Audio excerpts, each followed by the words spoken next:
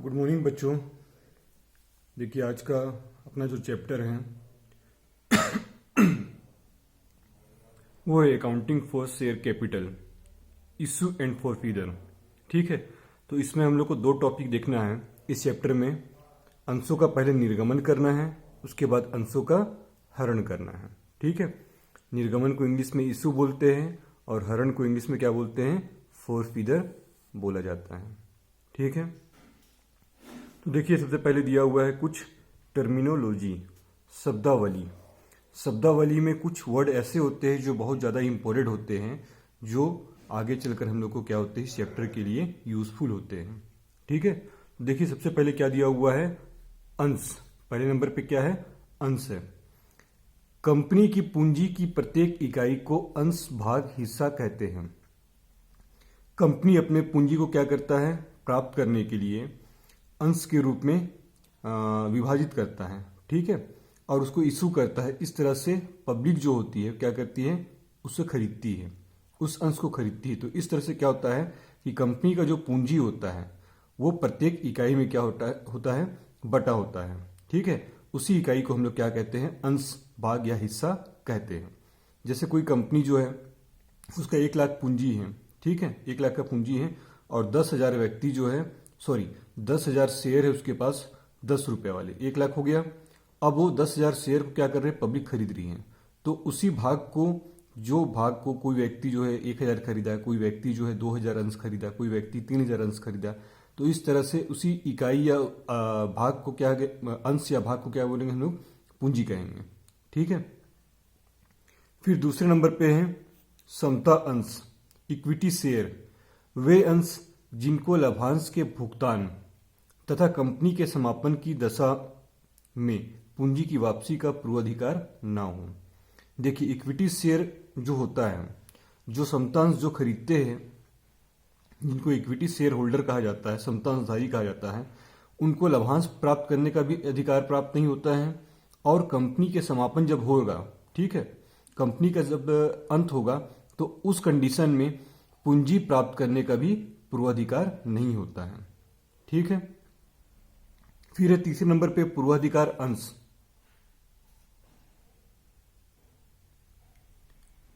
Preference share, वे अंश जिन पर निश्चित दर से लाभांश के भुगतान के तथा कंपनी के समापन की दशा में पूंजी की वापसी का पूर्वाधिकार होता है। ये अंश जो खरीदते हैं उनको पूर्वाधिकार अंशधारी कहा जाता है, इंग्लिश में प्रीफरेंस शेयर होल्डर कहा जाता है। ठीक है, तो ये अंशधारी को क्या है, अंशों पर लाभांश प्राप्त करने का अधिकार प्राप्त होता है। और जब कंपनी समाप्त होता है, कंपनी का समापन होता है, उस दशा में जो कैपिटल होता है वो प्राप्त करने का, ठीक है, वापस प्राप्त करने का पूर्वाधिकार होता है। ठीक है, पूर्वाधिकार मतलब प्रीफरेंस, इसीलिए इनका नाम प्रीफरेंस पड़ा है। ठीक है, उसके बाद है स्कंद, स्टॉक। अब देखिए वो वाला स्टॉक नहीं है जो माल वाला, जो आप 11th में पढ़े हैं, वो स्टॉक नहीं है। ठीक है, यहाँ पर स्टॉक का मीनिंग कुछ और है। कंपनी के अंशों का पूरा भुगतान हो जाता है तो इसी स्कंद कहते हैं। जब कंपनी शेयर जारी करता है, ठीक है, शेयर इशू करता है, तो उस पर जब पूरा अमाउंट, अंशों का पूरा अमाउंट जब प्राप्त हो जाता है तो इसे ही हम लोग क्या कहते हैं, स्कंद, स्टॉक कहा जाता है। ठीक है, फिर है 5वें नंबर पे अधिकृत पूंजी, ऑथोराइज्ड कैपिटल।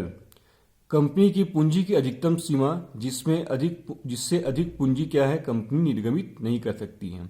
यहाँ जिसमें लिखा है इससे क्या होना चाहिए, जिससे अधिक पूंजी क्या है, कंपनी निर्गमित नहीं कर सकती है।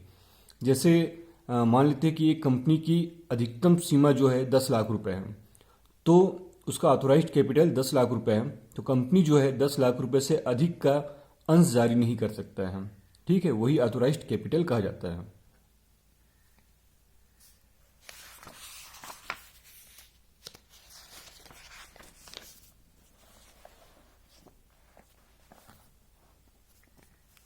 अब देखिए उसके बाद है निर्गमित पूंजी, इशूड कैपिटल।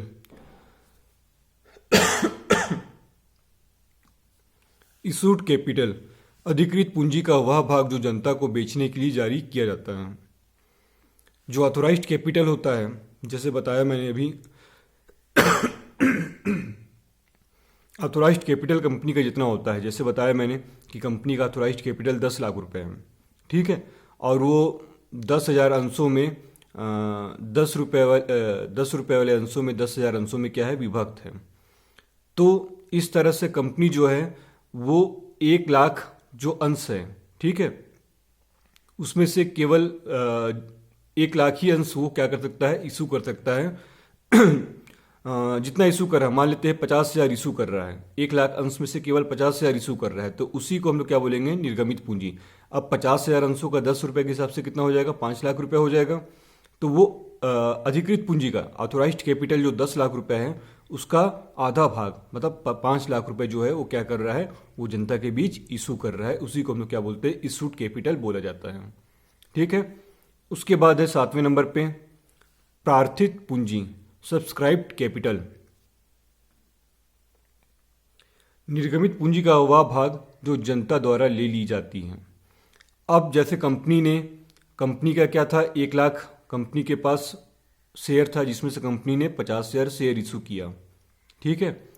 अब कंपनी क्या है, कंपनी के केवल 30,000 अंशों के लिए आवेदन आ रहा है। 30,000 अंशों का 10 रुपए के हिसाब से एक अंश का कीमत कितना है, 10 रुपए है, तो 3 लाख रुपए हो जाएगा। तो निर्गमित पूंजी का वह भाग जो जनता द्वारा जो है प्रार्थिक मतलब मांगा जाता है, निर्गमित पूंजी का वह भाग जो जनता द्वारा ले लिया जाए। तो जनता कितना ले रहा है, केवल 50,000 अंशों में से केवल 30,000 अंशों को क्या कर रहा है, परचेज कर रहा है। उसके बाद है 8वें नंबर पे याचित पूंजी।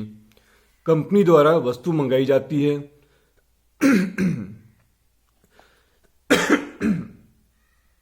क्या बोल रहे हैं यहाँ पास, कंपनी द्वारा वस्तु मंगाई जाती है, वह प्रार्थिक पूंजी का भाग होता है। यहाँ पास वस्तु नहीं होना चाहिए, यहाँ पास कॉल होना चाहिए, ठीक है। कॉल मतलब मांग। कंपनी द्वारा जब शेयर जारी किया जाता है, ठीक है, शेयर इशू किया जाता है, तो उसमें कुछ इंस्टॉलमेंट होता है। जैसे आपकी फीस का इंस्टॉलमेंट होता है, स्कूल की फीस का first instalment, second instalment, third instalment, तो उसी तरह से कंपनी भी जब अपने शेयर को इशू करती है तो इंस्टॉलमेंट में इशू करती है, ठीक है। आवेदन, आवंटन और याचना।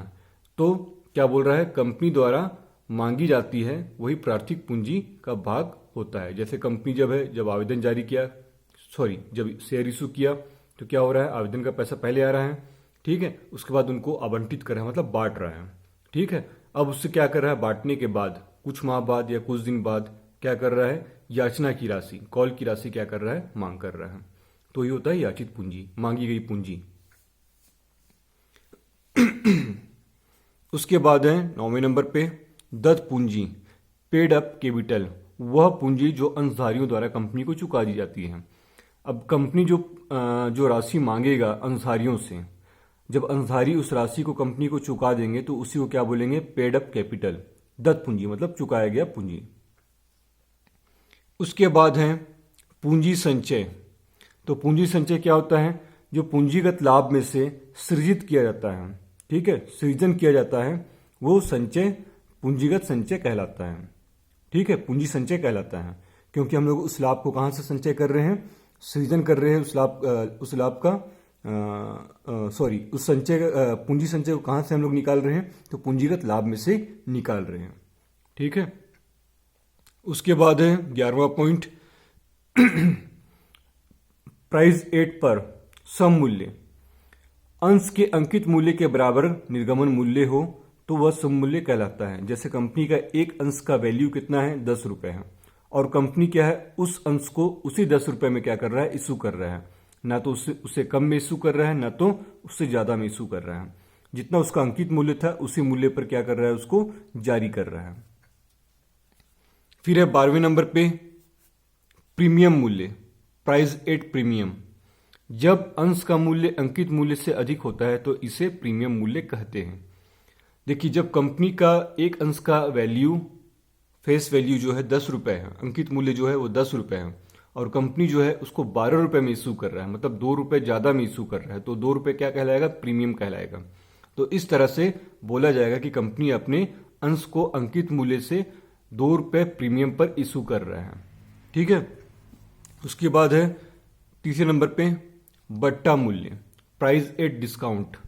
जब अंश का निर्गमित मूल्य उसके अंकित मूल्य से कम हो तो इसे बट्टा मूल्य कहते हैं। देखिए, जब कंपनी जब है ₹10 के शेयर को ₹8 में इशू कर रहा है, ठीक है, उसका फेस वैल्यू कितना है, ₹10 है, और उसको इशू कितने में कर रहा है, ₹8 में कर रहा है, तो उसको हम लोग क्या बोलेंगे, जो ₹2 कम में इशू कर रहा है वो बट्टा में इशू कर रहा है। ठीक है, बट्टा में क्या कर रहा है, जारी कर रहा है। उसके बाद है 14 नंबर पे 14 नंबर, अति अभिदान, ओवर सब्सक्रिप्शन। जितने अंशों के लिए कंपनी ने आवेदन मांगे हो उनसे अधिक अंशों के लिए आवेदन प्राप्त होना। जैसे मान लीजिए कंपनी जो है 10,000 शेयर इशू कर रहा है। ठीक है, कंपनी कितना शेयर इशू कर रहा है, 10,000, 10,000 शेयर जो है कंपनी इशू कर रहा है। कंपनी का गुडविल अच्छा है, पब्लिक को मालूम है कि अगर मैं इस अंश को खरीदता हूं तो मुझे लाभांश होगा ही होगा। तो इस कंडीशन में क्या हो रहा है कि कंपनी के पास 12,000 अंशों के लिए या 15,000 अंशों के लिए, कंपनी जितना शेयर इशू कर रहा है उससे ज्यादा अंशों के लिए क्या हो रहा है, आवेदन आ जा रहा है कंपनी के पास। तो इसे ही ओवर सब्सक्रिप्शन कहा जाता है। उसके बाद है 50 नंबर पे 15 नंबर में देखिए क्या बोल रहा है, अल्प अभिदान, अंडर सब्सक्रिप्शन। जितने अंशों के लिए कंपनी ने आवेदन मांगे हो उनसे कम अंशों के लिए आवेदन प्राप्त होना। जैसे कंपनी जो है 10,000 शेयर इशू कर रहा है और कंपनी के पास क्या हो रहा है, 7,000 या 8,000 शेयर के लिए क्या हो रहा है, अप्लाइड हो रहा है, आवेदन आ रहा है। तो यहां पर जितना शेयर कंपनी इशू किया है उससे कम शेयर के लिए आवेदन आना क्या होता है, अंडर सब्सक्रिप्शन होता है। ठीक है। उसके बाद है 16 नंबर पे अवशिष्ट याचना, कॉल इन एरियर्स। जब कोई अंशधारी अपने अंशों पर देय याचना राशि का भुगतान कंपनी के नियत तिथि तक नहीं करता है तो इसे न चुकाई गई राशि को अवशिष्ट याचना कहते हैं। देखिए, जैसे मैंने आपको पहले बताया कि आपके स्कूल का फीस का सिस्टम क्या है, इंस्टॉलमेंट में है, फर्स्ट, सेकंड एंड थर्ड। तो उसी तरह से शेयर का भी इंस्टॉलमेंट होता है जिसको एप्लीकेशन, अलॉटमेंट और कॉल कहते हैं। कॉल में भी हम लोग उसको पार्टीशन कर सकते हैं, अलग अलग कर सकते हैं, first call, second call and final call. तो अवशिष्ट याचना, कॉल इन एरियर्स, जैसे कोई व्यक्ति कंपनी का अंश खरीदा, ठीक है, और कंपनी एक नियत तिथि पर जो है सारे इंस्टॉलमेंट की राशि की मांग करती है। तो कोई एक ऐसा अंशधारी है जो उस नियत तिथि पर याचना की राशि का भुगतान कंपनी को नहीं कर पा रहा है। ठीक है, तो उसी को कॉल इन एरियर्स, अवशिष्ट याचना कहा जाता है। उसके बाद है अग्रिम याचना, कॉल इन एडवांस। जब कोई अंशधारी दे किसी याचना को आवेदन के आवंटन के साथ निर्धारित तिथि से पूर्व कर देता है। देखिए, थोड़ा सा यहाँ पास लाइन गलत दे दिया है। यहाँ पास इसका होना चाहिए क्या, एक्चुअल अग्रिम याचना का मतलब क्या है कि जैसे 3 इंस्टॉलमेंट होता है, एप्लीकेशन होता है, अलॉटमेंट होता है, कॉल होता है। तो कोई ऐसा शेयर होल्डर है, अंशधारी है, जो कॉल की राशि आवंटन पर दे दिया, या कॉल और आवंटन की राशि, कॉल और अलॉटमेंट की जो राशि है वो क्या किया, आवेदन के साथ ही एक साथ पूरा दे दिया। ठीक है, तो कंपनी को क्या हो रहा है, अग्रिम प्राप्त हो रहा है। ठीक है, तो ये अग्रिम याचना होता है। उसके बाद है 18वें नंबर पे अंशों का हरण। अब देखिए, फॉरफीडर ऑफ शेयर, जब कोई अंशधारी अंशों पर किसी याचना का भुगतान करने में असमर्थ होता है तो कंपनी द्वारा एक निर्धारित प्रक्रिया के तहत ऐसे अंशों पर प्राप्त हो चुकी राशि को जब्त कर लेती है, जिसे हरण कहते हैं। अब देखिए, इसको एक्सप्लेन कर दे रहा हूं मैं कि ये बहुत इंपॉर्टेंट चीज है। ये आगे आपको पूरा एक टॉपिक, जैसे मैंने आपको पहले ही स्टार्टिंग चैप्टर में बताया था कि हम लोग को इस चैप्टर में 2 टॉपिक को पढ़ना है। पहले तो कंपनी अंशों को जारी करता है और उसके बाद अंशों का हरण करेगा। ठीक है, तो हरण कब करेगा, जब कोई व्यक्ति, जैसे पॉइंट आया था अवशिष्ट याचना 16वें नंबर पे, इसमें मैंने आपको क्या बताया था कि कोई ऐसा व्यक्ति है जो कंपनी नियत तिथि पर कॉल की राशि मांग रहा है, याचना की राशि कंपनी मांग रहा है सारे शेयर होल्डर से, पर एक व्यक्ति जो कंपनी का शेयर खरीदा है, परचेस किया है, वो क्या कर रहा है, उस नियत तिथि पर कॉल की राशि कंपनी को नहीं दे पा रहा है, तो क्या करेगा, कंपनी उसको 2-3 बार जो है लेटर लिखेगा, पत्र लिखेगा कि आप इस तिथि पर जो है भुगतान करें, जो राशि आपका बकाया है उस राशि का भुगतान करें। जब उस पत्र का कोई भी फीडबैक नहीं मिलेगा, ठीक है, प्रतिपुष्टि कुछ नहीं मिलेगा, तो क्या होगा, उस दशा में कंपनी उसके अंशों को हरण कर लेगा। तो अंशों के हरण करने का मतलब क्या है कि जो व्यक्ति याचना की राशि नहीं दे रहा है, वो जो आवेदन और आवंटन की राशि पे किया था कंपनी को, कंपनी उसी आवेदन और आवंटन की राशि को क्या कर लेगा, जब्त कर लेगा। ठीक है, हरण कर लेगा। जब्त करना या हरण करना एक ही होता है। ठीक है, उसके बाद है 19वां नंबर पे अंशों का समर्पण, सरेंडर ऑफ शेयर। जब कोई अंशधारी किसी याचना का भुगतान नहीं कर पाता है तो वह अपनी स्वेच्छा से अपने अंशों को कंपनी को लौटा देता है, जिसे अंशों का समर्पण कहा जाता है। अब देखिए, कोई शेयर होल्डर होते हैं, कोई अंशधारी ऐसे होते हैं जो किसी याचना की राशि का भुगतान नहीं कर पाते हैं किसी फाइनेंशियल प्रॉब्लम की वजह से, या कोई भी रीजन हो सकता है।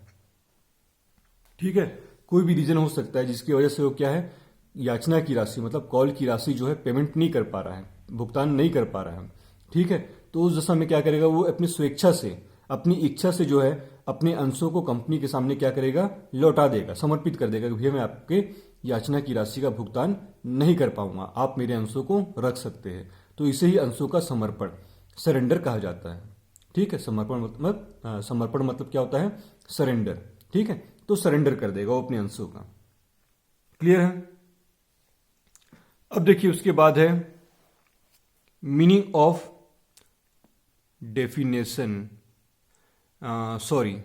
कंपनी का अर्थ, meaning and definition of company, ये होना चाहिए। ठीक है, तो यहां पास कंपनी का अर्थ जो है वो हम लोग देखेंगे। ठीक है, देखिए कंपनी का अर्थ क्या है। कंपनी विधान द्वारा निर्मित एक अमूर्त एवं कृत्रिम व्यक्ति है।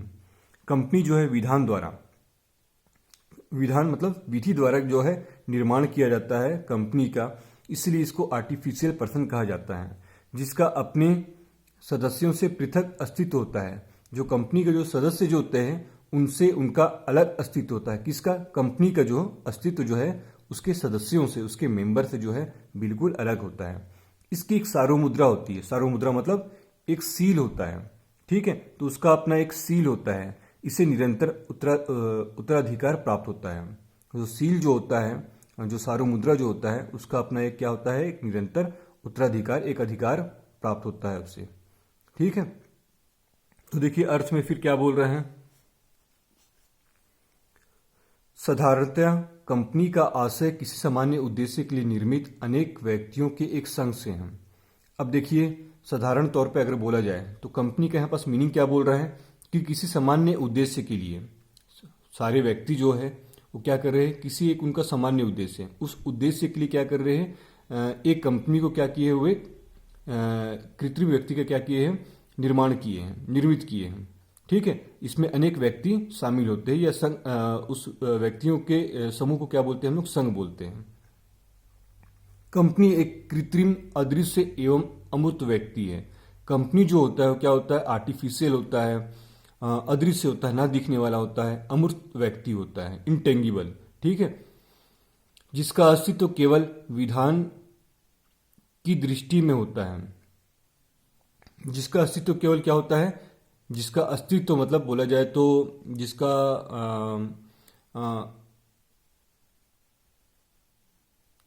उस सब को अस्तित्व मतलब क्या बोलते हैं, वजूद जो होता है। ठीक है, जिसका वजूद जो होता है केवल विधान मतलब विधि के दृष्टि में, नजर में होता है, क्योंकि इसका निर्माण विधान द्वारा ही होता है। अब देखिए इसका निर्माण जब विधान द्वारा हो रहा है तो उसका अस्तित्व भी जो रहेगा विधान की दृष्टि से ही देखा जा सकता है। ठीक है, जिसका अपना पृथक नाम और अपने सदस्यों का पृथक अस्तित्व होता है। कंपनी का नाम अपना क्या होगा, अलग रहेगा, और उनके सदस्यों का नाम तो बिल्कुल अलग ही है, क्योंकि उसमें कई सदस्य हो सकते हैं, कई मेंबर हो सकते हैं। तो कंपनी का नाम जो है वहाँ पास किसी मेंबर के अकॉर्डिंग नहीं होगा, वहाँ पर क्या होगा, कंपनी का नाम उस मेंबर से अलग होगा। ठीक है, इसके सदस्यों का दायित्व जो है प्रायः सीमित होता है। इसके जो मेंबर जो होते हैं उनका क्या होता है, दायित्व तो सीमित होता है, लिमिटेड होता है। ठीक है, इसकी सार्वमुद्रा होती है। इसकी पूंजी छोटी छोटी इकाइयों में विभाजित होती है जिसे अंश कहते हैं। अब जो कंपनी होती है उसकी पूंजी क्या होती है, छोटी छोटी इकाइयों में। जैसे कंपनी का 10 लाख रुपए का पूंजी है, ठीक है, ऑथोराइज्ड कैपिटल कितना है, 10 लाख रुपए है। तो क्या कर रहा है वो, 1 लाख अंशों में उस 10 रुपए वाले अंशों में क्या किया, 1 लाख अंश को विभाजित कर दिया। इस तरह से वो जो पब्लिक के सामने क्या कर रही है, वो जारी कर रही है और पब्लिक से पैसा प्राप्त कर रही है। तो इसे ही हम लोग क्या कहते हैं, अंश कहते हैं, जो छोटी छोटी इकाइयों में क्या होता है, बटा होता है। क्लियर है?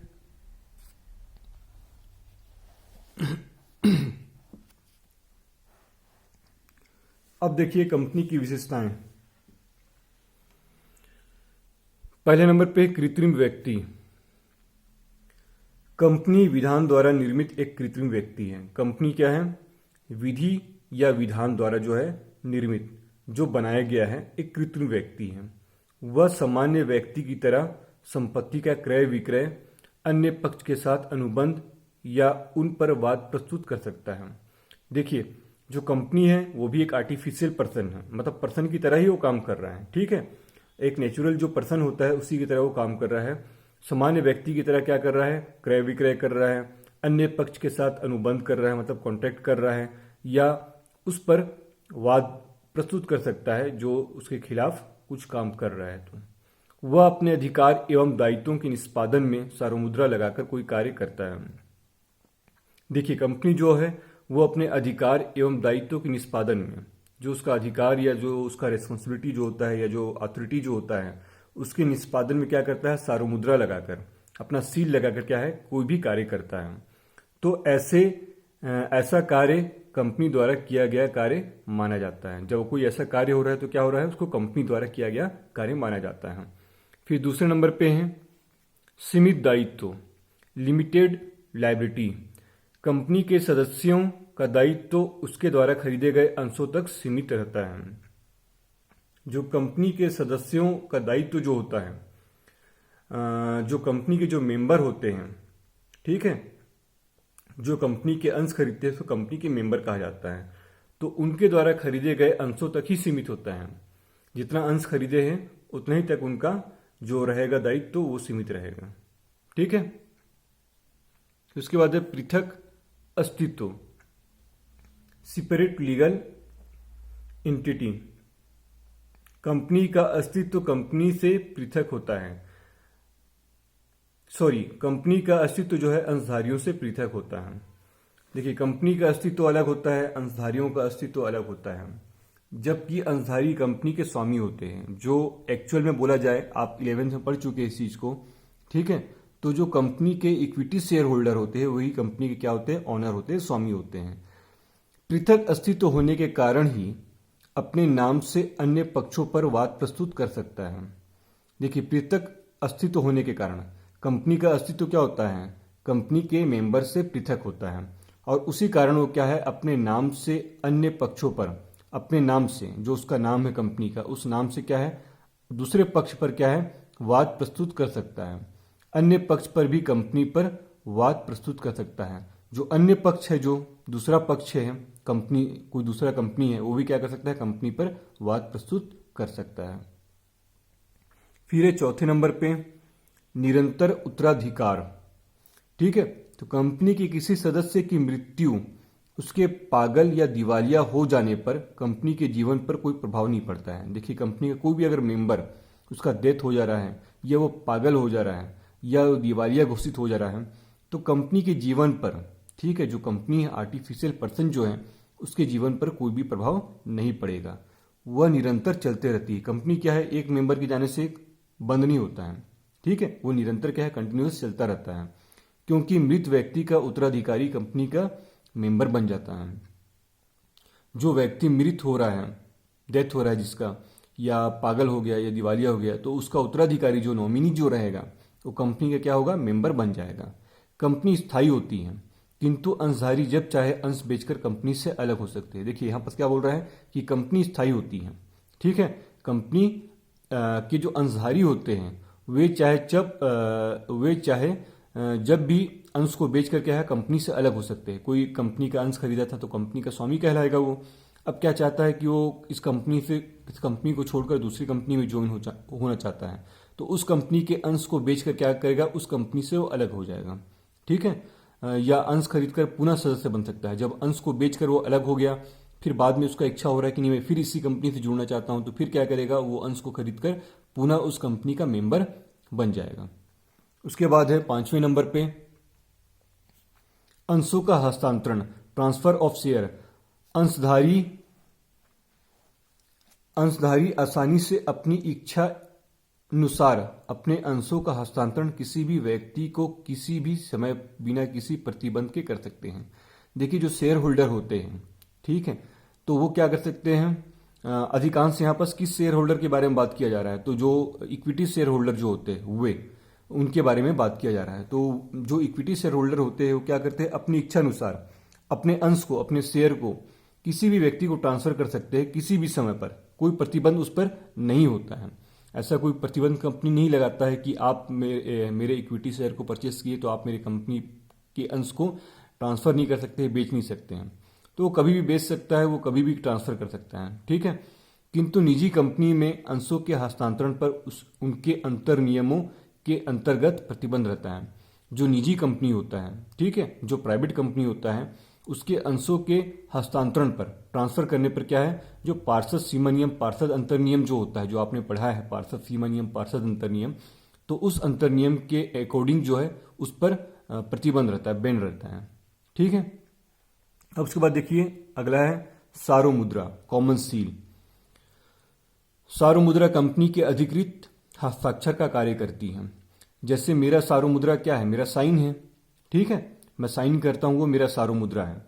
तो कंपनी का भी एक सील होता है, ठीक है, जिसमें कंपनी का नाम गड़ा होता है, ठीक है, नाम खुदा हुआ रहता है। यदि किसी प्रलेख पर